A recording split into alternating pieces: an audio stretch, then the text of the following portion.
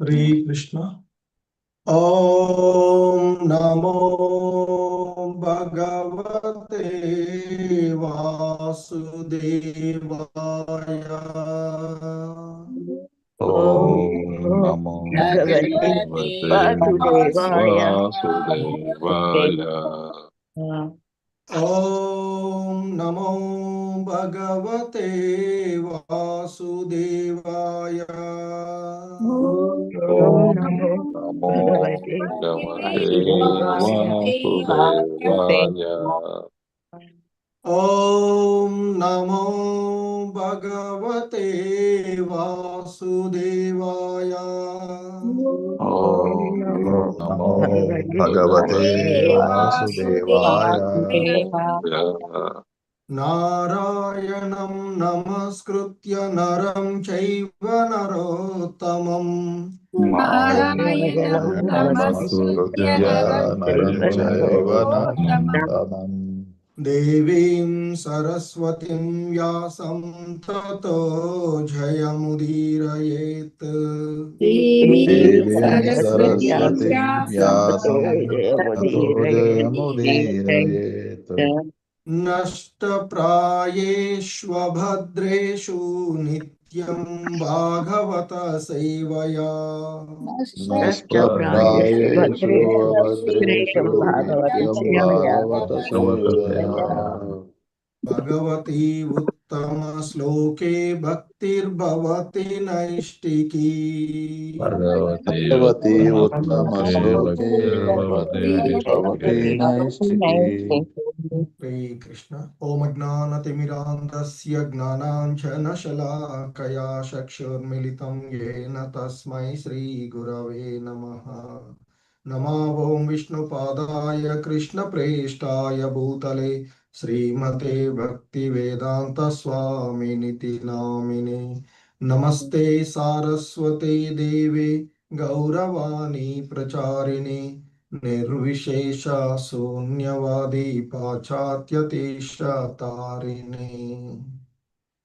జయ శ్రీ కృష్ణ చైతన్య ప్రభు నిత్యానంద శ్రీ అద్వైత గదాధర శ్రీవాసాది గౌర భక్త వృంద. హరే కృష్ణ కృష్ణ కృష్ణ హరే హరే, హరే రామ రామ రామ హరే హరే. హరే కృష్ణ. సో ఈరోజు ఈ మార్నింగ్ షార్ట్ భాగవతం క్లాస్కి మీ అందరికీ కూడా స్వాగతం సుస్వాగతం. సో దీనిలో ఈరోజు మనము శ్రీమద్ భాగవతము మొదటి స్కందము 2వ అధ్యాయంలోని 12వ శ్లోకము చూడబోతున్నది. ఇస్కాన్ సంస్థాపక ఆచార్యులైనటువంటి శ్రీల ప్రభుపాదుల వారి వివరణం ద్వారా. సో ఈ శ్లోకం ఈ విధంగా ఉన్నటువంటిది. తశ్రద్ధదానమునయో జ్ఞాన వైరాగ్యయుక్తయా పశ్యంత్యాత్మని చాత్మానం భక్త్యా శ్రుతగృహీతయా. సో ఇక్కడ ఈ శ్లోకంలో భావం మనకి చెప్పబడుతూ ఉన్నటువంటి అంశం, జిజ్ఞాసుడైన వాడు లేదా ముని జ్ఞాన వైరాగ్యయుక్తుడై వేదాంత శృతి ద్వారా తాను శ్రవణము చేసియున్న విధముగా భక్తియుత సేవను గావించుచు పరతత్వమును అనుభూతమునర్చుకొనగలడు లేదా గలుగును అంటూ ఈ శ్లోకము యొక్క భావము మనకి ఇక్కడ చెప్పబడుతూ ఉన్నటువంటిది. సో మరి ఇక్కడ ఈ అధ్యాయము మనకి భక్తి తత్వము అలాగే భగవంతుని యొక్క సేవగా మనము ఈ అధ్యాయాన్ని చూస్తూ ఉన్నటువంటిది. మరి ఈ భక్తి తత్వంలో ఆ పరతత్వ అనుభూతి అనున్నది మనకి 3 రకాలుగా ఉంటుంది అనేటువంటి అంశాన్ని చూస్తూ ఉన్నటువంటిది. నిరాకార అంటే బ్రహ్మజ్యోతిగాను, పరమాత్ముడుగాను మరియు భగవానుడుగా ఉన్నటువంటి అంశాన్ని మనము ఇక్కడ చూస్తూ ఉన్నటువంటిది. సో అయితే మరి ఈ ఈ శ్లోకంలో చెప్పబడుతూ ఉన్నటువంటి అంశాలు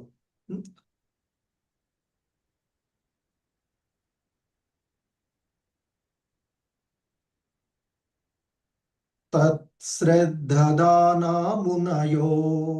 జ్ఞాన వైరాగ్యయుక్తయా పశ్యంత్యాత్మని చాత్మానం భక్త్యా శృతగృహీతయా. సో తత్ అంటే కంటిన్యూషన్ గా చేస్తూ ఉన్నటువంటి ఆ పరమ తత్వాన్ని, అంటే ఆ భగవంతుని యొక్క తత్వాన్ని శ్రద్ధదాన అంటే ఇక్కడ జిజ్ఞాసువులైనటువంటి వారు లేదా విశ్వాసము కలిగినటువంటి మునయః మునులు, వాళ్ళనే తత్వజ్ఞులు కూడా అని చెప్పవచ్చు. జ్ఞాన వైరాగ్యయుక్తాయా అంటే ఆ జ్ఞానము మరియు వైరాగ్యముతో కూడినటువంటి, జ్ఞాన వైరాగ్యములు కలిగినటువంటి. సో అంటే ఆ పరతత్వాన్ని గురించి విశ్వాసము కలిగినటువంటి ఆ మునులు లేదా తత్వ జిజ్ఞాసువులైనటువంటి వాళ్ళు ఆ జ్ఞాన వైరాగ్య యుక్తంతో కూడి అంటే ఇక్కడ పశ్యంతి ఆత్మని చాత్మానం. పశ్యంతి అంటే దర్శిస్తారు, ఆత్మని అంటే తనలో, ఎందుకంటే ఆ హృదయస్థ పరమాత్ముడు తనలో ఉన్నటువంటి ఆత్మానం, ఆ పరమాత్ముని భక్త్యా శృత గృహీతయా అంటే ఆ భక్తియుత సేవను శృత అంటే ఏంటి, ఇక్కడ శృతులు వేదములు గ్రహీతయా గ్రహించడం ద్వారా, అంటే భగవంతుని గురించి శ్రద్ధతో శ్రవణం చేసినటువంటి ఆ మునులు, అంటే ఆ జిజ్ఞాసువులైనటువంటి ఆ మునులు జ్ఞానము మరియు వైరాగ్యంతో కూడిన భక్తి ద్వారా, జ్ఞాన వైరాగ్యాలతో కూడినటువంటి భక్తి ద్వారా తమ హృదయంలోనే ఉన్నటువంటి ఆ పరమాత్మను దర్శించగలుగుతారు అంటూ చెప్తూ ఉన్నటువంటిది. సో ఇక్కడ మనకి శ్రద్ధ దాన అంటే ఇక్కడ ఈ శ్రద్ధ అనేటువంటిది భక్తి ప్రారంభముకు అనేటువంటిది, అంటే భక్తి యొక్క మొదటి అంకురం లేదా ప్రారంభము శ్రద్ధ. మనకి భగవద్గీతలో కూడా చెప్తూ ఉంటుంది, శ్రద్ధ విశ్వాసాలే భక్తికి ముఖ్యము అని చెప్తూ ఉన్నటువంటి. మరి ఏంటి శ్రద్ధ అంటే మనకి శాస్త్రాలపైన విశ్వాసము ఉండడము, ఎందుకంటే శాస్త్రాలే ప్రామాణికము, శాస్త్రాలన్నీ కూడా వేద వాస్మయము ఆ భగవంతుడి నుండి వచ్చినటువంటిది కనుక శాస్త్రంపై విశ్వాసాన్ని కలిగి ఉండడము, అలాగే గురువు మాటపై విశ్వాసాన్ని కలిగి ఉండడము కూడా శ్రద్ధ. గురువు ఏదైనా చెప్పినటువంటి విషయం, ఎందుకంటే అంతకు భగవద్గీతలో చెప్తున్నట్లు అంతకుముందే ఆత్మదర్శి అయినటువంటి వాడు కనుక బోధించగలిగేటువంటి వారు శ్రీల ప్రభుపాదుల వంటి వారికంటే పూర్వం ఉన్నటువంటి ఆచార్యులు, విశ్వనాథ చక్రవర్తుల వంటి వారు, జీవ గోస్వాముల వంటి, రూప గోస్వాముల వంటి వారు ఏదైతే మనకు ఇచ్చారో శాస్త్రాలు, వారి యొక్క మాటపై భక్తి సిద్ధాంత సరస్వతుల వంటి పూర్వ ఆచార్యుల యొక్క మార్గాన్ని అనుసరించాలి అని చెప్తుంది భక్తి మార్గం మనకి. కాబట్టి గురువు మాట పైన విశ్వాసం, అలాగే భగవంతుడు కరుణిస్తాడు అనేటువంటి భగవంతుని యొక్క కరుణ పైన, భగవంతుని యొక్క కృప పైన విశ్వాసం, ఇవి శ్రద్ధ అని చెప్తూ ఉంటుంటారు. మరి ఇవి లేకపోతే ఆధ్యాత్మిక పురోగతి పొందడము అనేటువంటిది అసాధ్యము, సాధ్యం కష్టము అని చెప్తారు. అసాధ్యం కాకపోవచ్చు, కష్టము అని చెప్పబడుతుంది, చాలా కష్టంతో కూడుకున్నటువంటిది. అదే మనకి భగవద్గీత 4వ అధ్యాయంలో కూడా చెప్పబడినటువంటి అంశం. సో మనకి జ్ఞాన వైరాగ్యయుక్తయా అంటూ చెప్పబడినటువంటిది.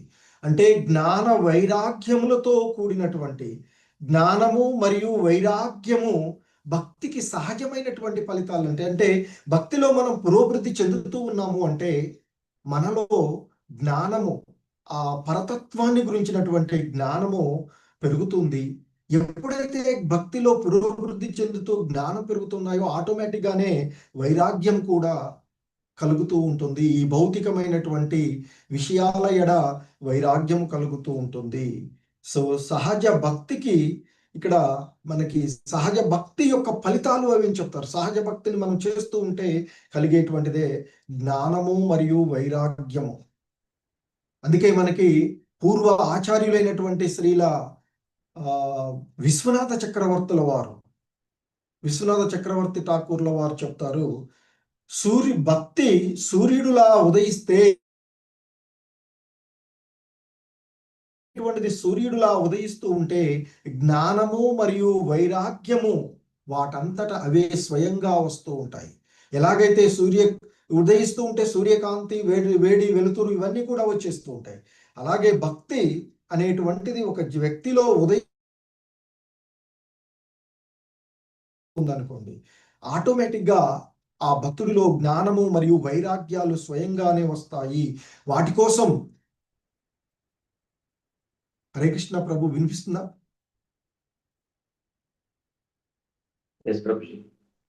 సో వాటి కోసం అంటే ఈ జ్ఞాన వైరాగ్యముల కోసం వేరుగా వాటిని మనము ప్రయత్నం చేయవలసినటువంటి అవసరం కానీ పొందవలసినటువంటి అవసరం లేదు అని మనకి ప్రముఖ ఆచార్యులు విశ్వనాథ చక్రవర్తులు వారు చెప్తూ ఉన్నటువంటి అంశాన్ని గుర్తు చేసుకోవచ్చు. అలాగే ఇంకా పశ్యంతి ఆత్మని చ ఆత్మానం, పశ్యంతి ఆత్మని ఆత్మానం. ఇది కూడా ఇక్కడ ఈ శ్లోకంలో మనకి ఒక అత్యంతమైనటువంటి గంభీరమైనటువంటి మహోన్నతమైనటువంటి తత్వాన్ని, అంటే భగవద్ దర్శనం. పశ్యంతి ఇక్కడ అంటే దర్శించడం. ఆత్మని చ ఆత్మానం అంటే ఆత్మయందే ఆ పరమాత్మను, అంటే ఇక్కడ ఆ భగవంతుని యొక్క దర్శనం అనేటువంటిది ఈ బాహ్యమైనటువంటి చక్షువులతో కాదు, ఈ చర్మచక్షువులతో కాదు అని చెప్తారు. భౌతికమైనటువంటి ఆధ్యాత్మికమైన అంటే కళ్ళతో కాదు, హృదయం ద్వారా భగవంతుడు హృదయస్థ పరమాత్ముడుగా, అంటే భక్తి ద్వారా హృదయం శుద్ధి అవుతుంది అని చెప్తారు. అందుకే మనకి ఆ నామస్మరణము హృదయాన్ని శుద్ధి చేసుకోవాలి. ఎందుకంటే ఎన్నెన్నో జన్మల్లో మనం ఏర్పరుచుకున్నటువంటి దీన్ని మనము తొలగించుకోవడానికి మనకున్నటువంటి మహోన్నతమైనటువంటి అవకాశం ఈ కలియుగంలో. హరే కృష్ణ కృష్ణ కృష్ణ హరే హరే, హరే రామ రామ హరే హరే అంటూ ఆ భగవన్నామస్మరణం చేయడం. సో అలా భక్తి ద్వారా హృదయం శుద్ధి అవుతుంది. ఆ హృదయం మాలిన్యాలు తొలగిపోయినప్పుడు మనకి సూర్యుడు ఉదయిస్తున్నట్లుగా భక్తి ద్వారా హృదయం శుద్ధి అయినప్పుడు భక్తుడు ఆ పరమాత్మ యొక్క సన్నిధిని అనుభవిస్తాడు, అది దర్శిస్తాడు అని చెప్పబడుతూ ఉన్నటువంటిది. అలాగే భగవద్గీతలో కూడా చెప్తారు, భక్త్యా మాం అభిజానతి అంటూ చెప్తున్నటువంటి, అంటే ఆయన భగవద్గీత శ్లోకాల్లో చాలాసార్లు దాని గురించి చెప్పుకున్నాం. భక్తి ద్వారానే భగవంతుని నిజంగా తెలుసుకోవచ్చు అని చెప్తూ ఉన్నారు. సో ఇంకా చెప్తున్నారు, ఇంకా ఏమంటున్నారు, భక్త్యా శృత గృహీతయా అంటూ చెప్తున్నటువంటి. అలాగే ఇది కూడా మనకి ఈ వైష్ణవ సాంప్రదాయంలో చాలా ముఖ్యమైనటువంటి పదంగా చెప్తుంటారు. ఏంటది? భక్త్యా శృత గృహీతయా అనేటువంటి పదం. అంటే ఇక్కడ ఇది మనకేం చెప్తుంది? భక్తి ఎలా వస్తుంది అని చెప్తుంది. ఎలా వస్తుంది భక్తి అంటే, మనకి మహోన్నతమైనటువంటి భక్తులు ప్రహ్లాదుడు చెప్పినట్లుగా శ్రవణం, కీర్తనం, అర్చనం, వందనం. సో ముఖ్యంగా మనకి గౌడీయ సాంప్రదాయంలో, వైష్ణవ సాంప్రదాయంలో శ్రవణము, కీర్తనము మరియు రూపగోస్వాములు వారు చెప్పినట్లుగా శ్రవణం, కీర్తనము, సత్సంగము, సాధు సత్సంగం, భక్తుల యొక్క సత్సంగము. అందుకే శ్రీల ప్రభుపాదుల వారు వారి యొక్క బోధనలు చెప్తూ ఉంటారు, భక్తి మనము సృష్టించేటువంటిది కాదు, అది శ్రవణము ద్వారా హృదయంలో ప్రవేశిస్తుంది అని ఆల్రెడీ ఉన్నటువంటిది భక్తి. ఎందుకంటే ప్రతి జీవుల్లో కూడా కృష్ణ చైతన్యం ఉన్నది అని చెప్తూ ఉంటాం, ప్రతి దగ్గర కూడా. సో అలాంటిది మరి మనకి ఆ భక్తి అనేటువంటిది మనం ఏదో సృష్టించుకునేటువంటిది కాదు, అది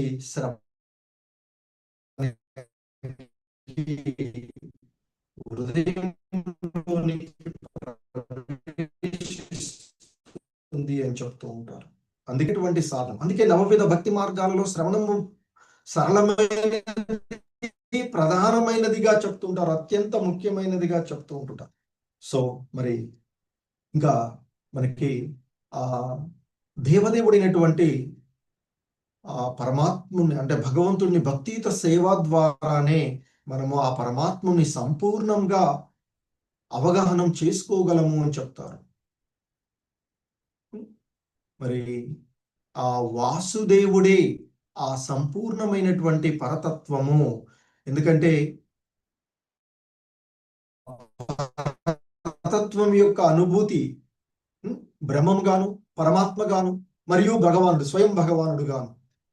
సో ఇక్కడ ఈ మనకి ఇందులో ఆ బ్రహ్మానుభూతి గాని, పరమాత్మ అనుభూతి గాని, ఆ పరతత్వం యొక్క పాక్షికమైనటువంటి అనుభూతులే అని చెప్తూ ఉంటుంటారు. అలాగే జనులందరూ కామ్యకర్మ రతులు, జ్ఞానులు, యోగులు, భక్తులు. సో అయితే మొదటి కామ్యకర్మ రతులు మాత్రము భౌతికవాదులుగా మిగిలి ఉండగా, ఇక మిగిలినటువంటి ఈ జ్ఞానులు, కొంత యోగులు, ఆధ్యాత్మిక కోవుకు చెందినటువంటి వారు.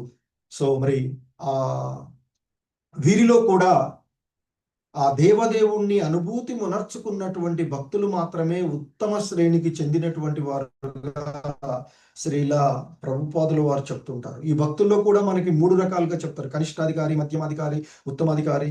వీరి యొక్క డిఫరెంట్ అనేటువంటి వాటిని ఎలా మనం చేయొచ్చు అనేటువంటిది మనకి ఉపదేశామృతంలోను, అలాగే ఇక్కడ ఈ శ్లోకం యొక్క భాష్యం చూడండి మీరు, భాగవతం మొదటి స్కందం 2వ అధ్యాయంలోని దీని యొక్క వారు చాలా చక్కగా వివరించినటువంటి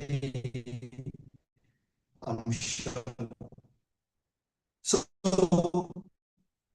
ముఖ్యంగా మన శ్రీల ప్రభుపాదులు వారు ఇచ్చినట్లయితే 4 ముఖ్యమైనటువంటి అంశాలు ఈ శ్లోకమునికి చెప్పబడుతూ ఉన్నటువంటిది. ఈ శ్లోకం ద్వారా మనం అర్థం చేసుకోవాల్సినటువంటిది, మొదటగా మనకి కావలసినటువంటిది శ్రద్ధ.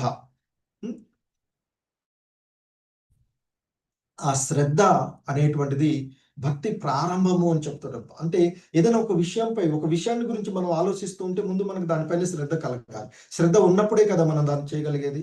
సో కనుక శ్రద్ధ అనేటువంటిది భక్తి ప్రారంభంగా చెప్తూ ఉంటుంటారు. అలా భక్తిని మనం కొనసాగిస్తూ ఉంటే, అంటే మొదట ప్రాథమిక దశలో ఉండి ద్వితీయ, తృతీయ, ఉత్తమ శ్రేణికి మారినటువంటి ఆ విధంగా ఆ భక్తి చేస్తూ ఉన్నట్లయితే, ఆ భగవన్ నామస్మరణం చేస్తూ ఉన్నట్లయితే, ఆధ్యాత్మిక కోవకు మనం చెంది వచ్చినప్పుడు క్రమక్రమంగా ఆ భక్తి వల్ల జ్ఞానము మరియు వైరాగ్యాలు వస్తాయి అనేటువంటిది ఇక్కడ చెప్తూ ఉన్నటువంటిది. అలాగే మరొక ముఖ్యమైనటువంటి అంశము మనకి ఇక్కడ చెప్తున్నది, ఆ భగవంతుని దర్శనం ఏదైతే ఉందో, పశ్యంతి అంటూ ఈ శ్లోకంలో చెప్పబడినటువంటి అంశము ఇక్కడ సో ఆ పశ్యంతి దర్శనము అనేటువంటిది భగవంతుని యొక్క దర్శనం, భగవద్ దర్శనము మనకి హృదయంలోనే జరుగుతుంది. అంటే హృదయస్థ పరమాత్మునిగా ఆయనను మనము మరి జరుగుతుంది. ఇక మరొక అంటే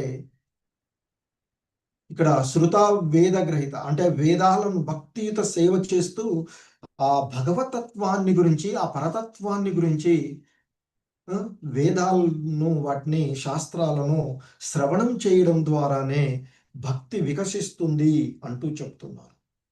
సో భక్తి ద్వారా హృదయం శుద్ధి అవుతుంది. హృదయ శుద్ధిలో మనము జ్ఞాన వైరాగ్యము పెంపొందించుకొని భగవద్ దర్శనము మనకి జరిగేటువంటిది.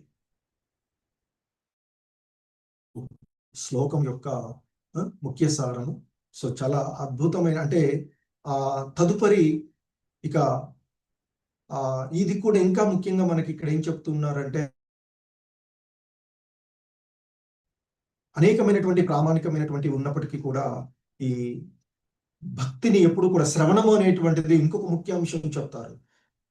భగవంతునిపై శ్రద్ధ విశ్వాసాలు కలిగినటువంటి ప్రామాణికమైనటువంటి అంశాలను పాటిస్తూ ఉన్నటువంటి గురువు ద్వారానే వినాలి అని చెప్తారు. గురుముఖత ఒక ప్రామాణికమైన, అప్రమాణికుడి నుండి వినొద్దు అని చెప్తారు. దీంట్లో ఒక అప్రమాణికుడి ద్వారా వింటే ఎలాగైతే క్షీరం, పాలు, ఆ పన్నాగము అంటే పాము నాలుకతో స్పృశించడం వల్ల విషమవుతుందో అది కూడా కనుక ప్రామాణికుడి నుంచి వినాలి అని చెప్తారు. మరి ఆ విధంగా హృదయస్థము, తర్వాత శ్రీకృష్ణ భగవానుణ్ణి, దేవదేవుడైనటువంటి శ్రీకృష్ణ భగవానుణ్ణి సర్వవ్యాపకమైనటువంటి పరమాత్మ రూపములో తనయందే నిరంతరము దర్శించగలగడమే సమాధి స్థితి అంటూ శ్రీల ప్రభుపాదుల వారు భాష్యంలో చెప్పినటువంటి హరే కృష్ణ జగద్గురు శ్రీల ప్రభుపాదికి ఇచ్చాయి. సో ఇది ఈరోజు ఈ షార్ట్ భాగవతంలో శ్రీమద్ భాగవతము 1వ స్కందము 2వ అధ్యాయంలోని 12వ శ్లోకానికి ఉన్నటువంటి